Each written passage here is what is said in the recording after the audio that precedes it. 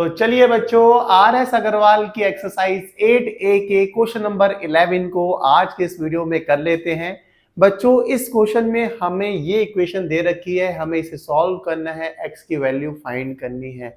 सबसे पहले हमेशा आपको क्या करना होता है, ये चीज याद रखनी है, कभी किसी भी इक्वेशन को सॉल्व करो कि हमें वेरिएबल पार्ट को लेफ्ट साइड में करना होता है और नंबर पार्ट को हमें, जो नॉन वेरिएबल पार्ट होता है, उसे हमें राइट साइड में करना होता है। ये चीज आपको याद रखनी है, तो बहुत ही आसानी से आप सारी इक्वेशन को सॉल्व कर लोगे। जैसे हम इस इक्वेशन को करते हैं, सबसे पहले इस इक्वेशन को सॉल्व करना है, इसको लिख लेते हैं।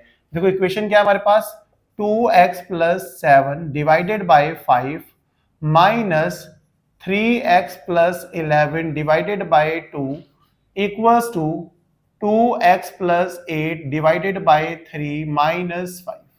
अब याद रखो कि हमें वेरिएबल पार्ट को क्या करना होता है, लेफ्ट साइड, और नंबर पार्ट को करना होता है राइट साइड।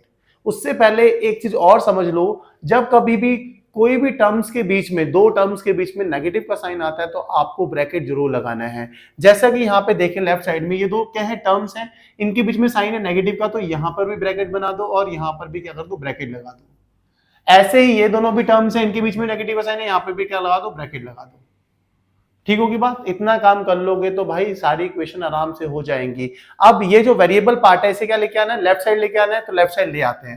देखो 2x + 7 अपॉन 5, ब्रैकेट को मैं कर देता हूं स्प्लिट, ऊपर रहने देता हूं क्योंकि नीचे तो नंबर ही है, माइनस ऐसे इधर क्या हो जाएगा, विद इन ब्रैकेट में 3x + 11 divided by 2।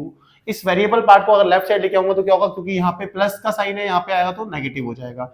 2x + 8 divided by 3, ठीक है, न्यूमरेटर में खाली ब्रैकेट रहने देते हैं, इक्वल्स टू -5। आप बोलोगे बिल्कुल सही बात है, ये हो गया, और ये मेरा प्यारा सा 2 है, ठीक है, ये मेरा प्यारा सा 2 है।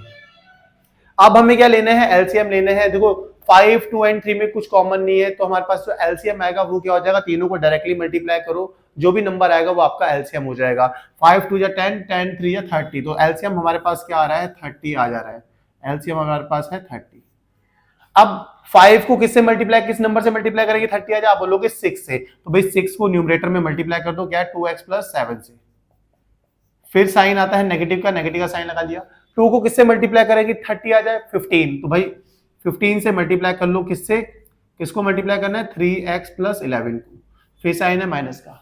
3 को किससे मल्टीप्लाई करेंगे, 30 आ जाए, 10 से, तो भाई 10 को 10 से मल्टीप्लाई कर लो, किससे, 2x + 8 को मल्टीप्लाई कर लो 10 से। आप बोलोगे इतनी बात शॉर्ट है, आगे बढ़ते हैं, इक्वल्स टू में आ गया हमारे पास -5। ठीक है, आगे अब क्या करना है, ब्रैकेट को ओपन करना है। तो देखो 6 को 2x से मल्टीप्लाई करेंगे कितना आएगा भाई, आप बोलोगे 12x। मैंने कहा ठीक है, फिर 6 को 7 से मल्टीप्लाई करेंगे कितना आएगा, 42। फिर आगे -15 को 3x से मल्टीप्लाई करेंगे -45x। ठीक है, हाँ जी बिल्कुल सही है। आगे -15 को 11 से मल्टीप्लाई करेंगे -165। आगे -10 को 2x से मल्टीप्लाई करेंगे -20x, -10 को 8 से करेंगे तो कितना आएगा, -80। और ये जो 30 है इसको राइट साइड में भेज दो तो क्या हो जाएगा, मल्टीप्लाई में, क्योंकि डिवाइड में है तो राइट साइड में जाके क्या हो जाएगा, मल्टीप्लाई। इतना मामला शॉर्ट है। अब बोलोगे हाँ जी बाबा जी, यहां तक की बात शॉर्ट है, आगे क्या करेंगे। देखो आगे याद रखो कि जो भी नंबर जिनके साथ x आ रहा है, जो भी वेरिएबल पार्ट है, उसे हमें लेफ्ट साइड रहने देना है, नंबर्स को क्या करना है, राइट साइड करना है। जैसा देखो 12x यहाँ पे x आ रहा है, 45x में भी x आ रहा है, और 20x, इनको लेफ्ट साइड रहने दो, बाकी सबको क्या भेज दो, राइट साइड। जैसे 12x को लेफ्ट साइड रहने देना है, 12x को, -45x को लेफ्ट साइड रहने देना है, और -20x को। इन लाइन को हटा देता हूं, अब हमने लिख दिया है, इनको लेफ्ट साइड रहने देना है, बाकी सारे नंबर को राइट साइड करना है। इक्वल्स टू -5 को पहले 30 से मल्टीप्लाई कर लेते, कितना था, -150।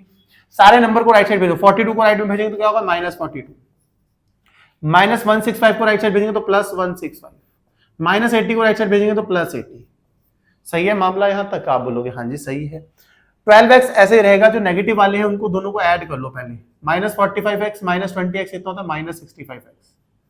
इक्वल्स टू सेम ऐसे ही, ये जो दोनों नेगेटिव है इन दोनों को ऐड करके लिखेंगे तो कितना आएगा, -192, और इन दोनों प्लस वालों को ऐड करके लिखेंगे कितना आएगा, +245। अब आगे 12x में से 65x माइनस करेंगे कितना आएगा, -53x। -53x इक्वल्स टू -192 + 245 कितना होता है, +53। ठीक है, 53 प्लस में तो ये प्लस नहीं भी लिखोगे, साइन बनाओगे तब भी चलेगा। माइनस 53x को राइट साइड भेजेंगे डिवाइड में, 53x अपॉन माइनस 53, तो 53 वन जा 53 होता है, तो हमारे पास x की वैल्यू कितनी आ रही है, -1। तो हम कह सकते हैं फाइनली x की वैल्यू आ गई है हमारे पास -1।